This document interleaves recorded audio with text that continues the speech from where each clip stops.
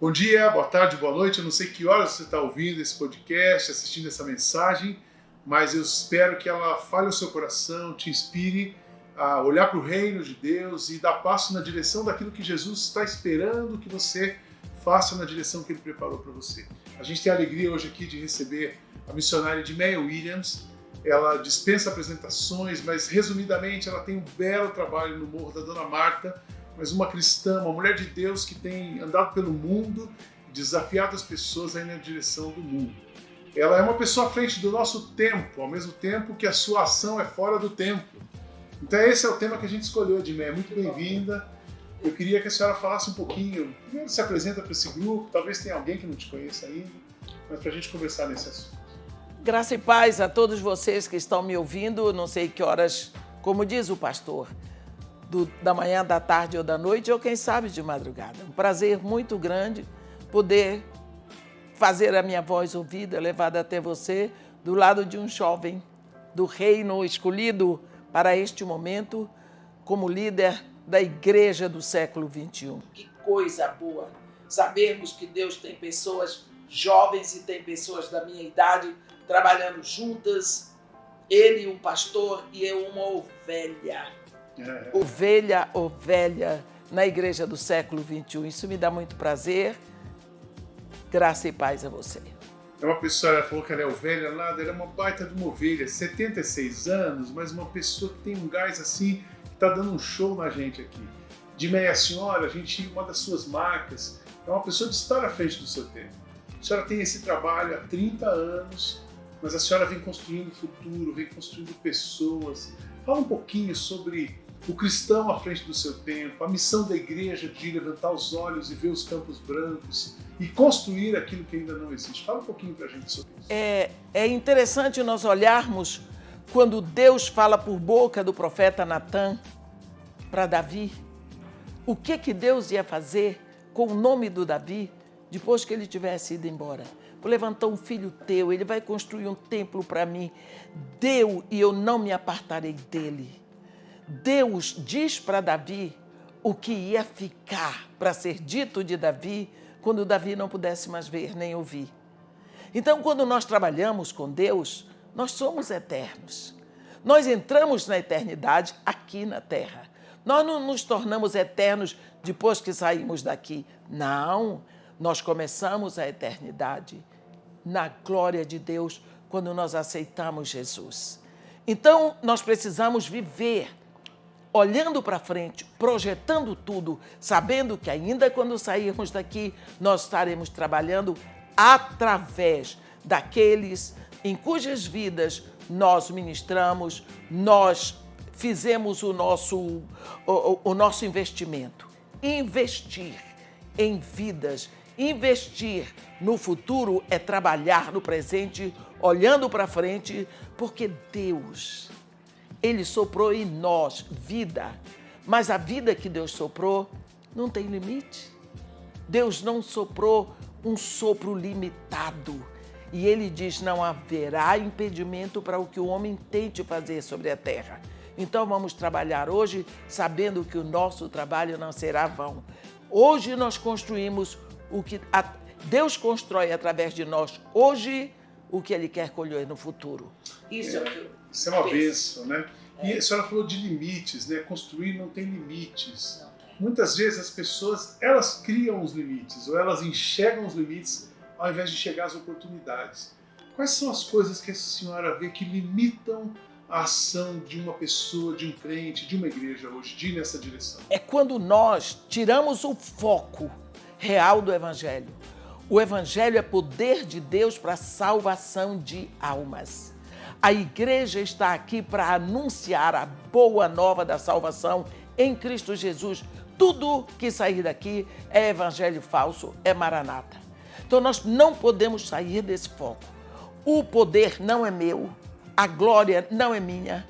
E por isso nós trabalhamos todos como filhos, como servos, para a glória do monarca. Nós estamos no reino de Deus. Reino tem trono. No trono temos um monarca e nós somos os seus servos. A diferença é que nós o servimos com alegria e com prazer. Por isso, nós temos que todos ter essa mesma visão. Todos nós jogamos no mesmo time e todos nós investimos para a alegria de todos. Verdade, verdade. Trabalhar no conjunto, pensar na coletividade, isso tem muito a ver com liderança, né? E hoje uma das coisas é que os líderes, às vezes, eles mudam o foco. A senhora falou de manter o foco em Jesus. Quais são os cuidados que um líder, um pastor, alguém que está dirigindo uma organização, um rebanho, deveria ter para manter o seu coração realmente na direção certa, na direção de ser usado por Deus? O grande perigo, um dos grandes perigos na liderança é a pessoa sair do foco da liderança. Por exemplo, existe uma grande diferença entre liderança, chefia e gerência. Nós temos visto muita pessoa que se diz líder, na realidade, ser um chefe. Ele quer que todos trabalhem para ele aparecer. Ele é a pessoa importante. Ele é a pessoa que tem que ser servida. Nós vemos outros botarem tudo para trabalhar, para a empresa dele crescer, para o ministério dele aparecer. Esse é um gerente. Mas líder é aquele que trabalha para que todos cresçam, para que todos produzam, para que a glória seja de Deus. Essa é a liderança. E a liderança nasce no coração do servo. Se não souber servir, jamais poderá liderar. Isso é um perigo que nós temos corrido muito hoje, onde nós vemos pessoas que se dizem líderes, mas buscando a preeminência deles. Eles querem aparecer, eles querem ser conhecidos, mas eles dizem que a glória é para Deus, mas a glória é para eles. Eles começam usando as marcas mais caras, os sapatos mais caros. Eles começam botando a culpa nas distâncias, então eles precisam de um avião. Aquele que usava um carro velho, ele parte para um carro novo e depois ele quer um carro melhor, depois já não serve, tem que ser blindado. Você já viu pastor que diz, o Senhor é meu pastor, nada me faltará? Ele usa carro blindado e segurança armado. No reino de Deus existe isso. Existe isso. Ele prega lá no púlpito, aquele que te guarda, ó Israel, não descansa, nem tosqueneja o guarda de Israel. Mas para ele tosqueneja, porque ele precisa de seguranças armados. Ora, se eu uso uma arma, eu estou disposta a atirar em alguém que vem. Então, existe toda essa deturpação da visão. O líder é aquele que serve. É aquele que olha para os campos e diz, está pronto para a colheita, eu vou lá. Meu pai planejou. Meu Senhor comprou a redenção. O Espírito Santo vem aqui para aplicar tudo em mim. É nessa que eu vou, no poder do reino. Amém. Quando a gente vê Jesus falando sobre liderança, é tão linda aquela passagem quando ele estava lavando os pés dos discípulos. E ele termina dizendo, eu, sendo mestre e Senhor, fiz isso para que vocês façam para as outras pessoas. Então ele deu exemplo de liderança. Liderança é estar disposto a lavar o pé de alguém. A senhora é uma pessoa que a gente tem observado que, ou num congresso, ou no Morro da Dona Marta, ou numa igreja, onde a senhora vai, a gente vê a senhora lavando os pés das pessoas. Conta um pouquinho pra gente como é que é o seu trabalho ali no Morro da Dona Marta, como é que a senhora tem lavado os pés daquelas pessoas que, à vista da sociedade, são marginalizados ou são menos qualificados, mas para Deus tem um valor incalculável. E a senhora tem servido aquelas pessoas, tem construído o futuro ali. O grande objetivo que Deus botou no meu coração, plantando Jesus no coração de crianças, é que eu fui uma criança também, negra, pobre, desprezada. Porque eu nasci de fora do casamento. Meu pai caiu em adultério e eu nasci. Minha mãe era branca, com filhos brancos. Meu pai era negro, com uma esposa negra e 6 filhos negros. E eu nasci ali, mulata. Eu tenho 4 irmãos brancos, mãe branca, padrasto branco, 6 irmãos negros, pai negro, madrasta negra, e eu a mulata no meio. Então, Eu fui muito marginalizada, principalmente pela minha família branca. Além do mais, a minha família branca, eles eram católicos apostólicos romanos. Meu pai, negro, protestante. Então, eu passei muita humilhação, porque além de negra, pobre, eu não tinha a segurança de uma família. As pessoas podiam me dizer tudo o que queriam, porque eu não tinha nem para quem entregar. Porque a minha presença causava problema. Então, não podia me queixar para minha mãe, cala a boca. Eu não tinha para quem me queixar. Então, eu precisei passar por isso tudo. Deus tinha um objetivo. Porque quando eu me volto para essas crianças, eu sei o que é isso. Eu tenho conhecimento de causa. Então, eu sei como foi importante para mim conhecer Jesus na minha infância. Como Jesus é libertador. Como é bom saber que tem um Filho de Deus que você pode falar com ele o tempo todo e ele é Filho de Deus. Então é isso que eu procuro entregar para essas crianças. E Deus tem abençoado. E Deus tem libertado. E tem vindo uma manifestação de muita alegria nesse ministério. Eu trabalho ali porque a grande maioria das mães são solteiras que trabalham para suprir a casa. E elas saem de manhã, elas põem a criança na creche e pegam de tardinho quando volta. Mas, quando a criança vai no ano da criança fazer 5 anos, ela não pode mais ir para a creche. Então é nessa hora que eu entro. Ou a criança vai ficar sozinha, ou então ela cai na mão de quem não deveria cair. Então, nessa hora que a criança pode se inscrever na casa de Maria e Marta. Eu tenho o único método para aceitar uma criança. Ela tem que fazer um teste, ela tem que ser bonita. Se a criança não for bonita, não entra. Eu digo, traga a criança para a gente ver. Se for bonita, fica. Nunca chegou uma feia. Todas que chegam são lindas. A gente tem que dizer, eu tenho testemunhos de moças que me disseram, nunca eu tinha ouvido de ninguém que eu sou bonita. Todas que chegam são bonitas. São lindas. Eu digo, tem que ficar. O que é que eu faço? Linda desse jeito? Então, é desse jeito. E nós trabalhamos muito a autoestima da criança, não é? Você é linda, você é inteligente, bem alimentada, você é assim. Nós começamos a ver coisas nelas e elas começam a crer e valorizar.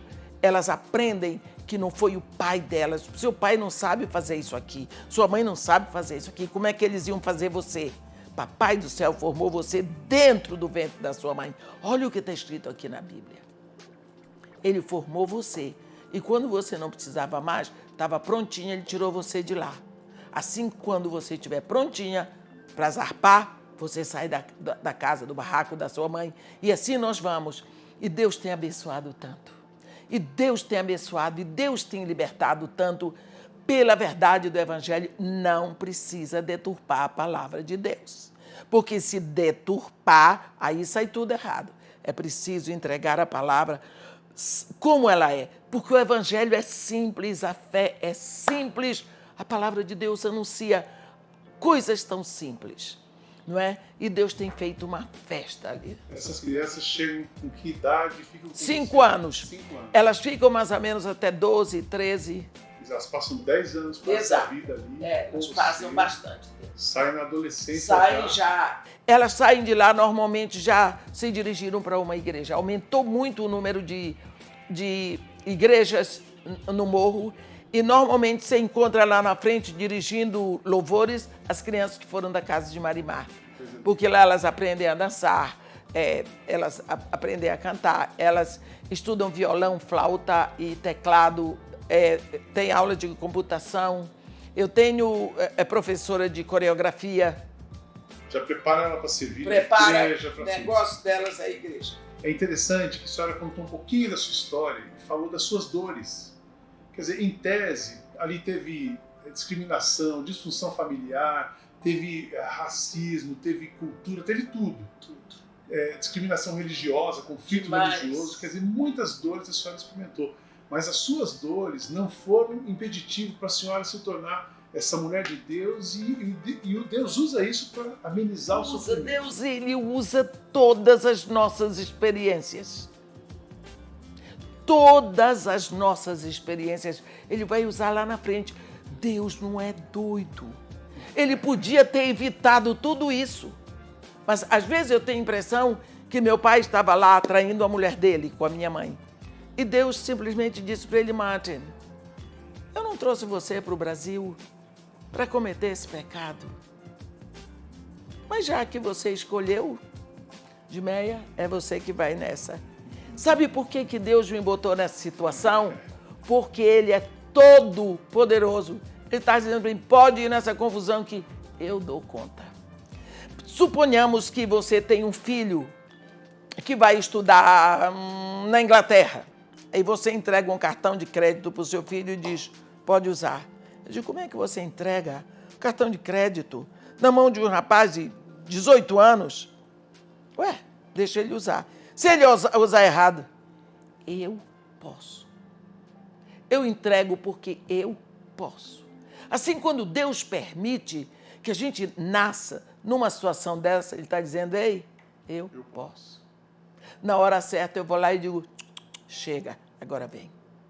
Ele faz. Deus é todo poderoso. Está aí um atributo de Deus que Satanás gostaria de ter, mas nunca vai ter. Todo poderoso. E por causa desse Deus todo poderoso, as obras não param. Nesse tempo de pandemia, muita gente tem dito: agora com essa dificuldade, tem muita gente que parou, tem muita gente que parou de ajudar, tem muita gente que parou de servir, tem muita gente que desistiu de construir o futuro se sentindo impedido pela pandemia. Eu queria que a senhora falasse um pouquinho disso. Qual é a sua visão sobre o sofrimento da pandemia, o avanço do reino, como é que a gente pode lidar com essas duas coisas que aparentemente são paradoxais, mas não são? Como é que é isso? Eu que penso, que Deus está dizendo: ei, olha para mim, ei, olha para mim. Vocês não podem mais olhar para a ciência, não serviu para nada. Vocês não podem olhar para os governos, eles ficaram perdidos. Nem para as filosofias, nem para as religiões. Ei, olha para mim. Olha para mim. Olha o que eu estou fazendo. Ele não deixa faltar. Ele não deixa faltar. Não pude mais sair para pregar nas igrejas. Não tinha mais oferta. Não pôde mais nada ser feito. Aumentou a despesa da casa de Maria e Marta. Nunca faltou. Nunca faltou. A casa de Maria e Marta hoje tem mais dinheiro do que sempre teve. A senhora me fez lembrar muito Sonteiro, né? A obra de Deus, feita do jeito de Deus, vai receber recurso de Deus. Ele paga a conta, né? É Ele que é responsável. Ele que me mandou. Como eu digo, Deus não é doido.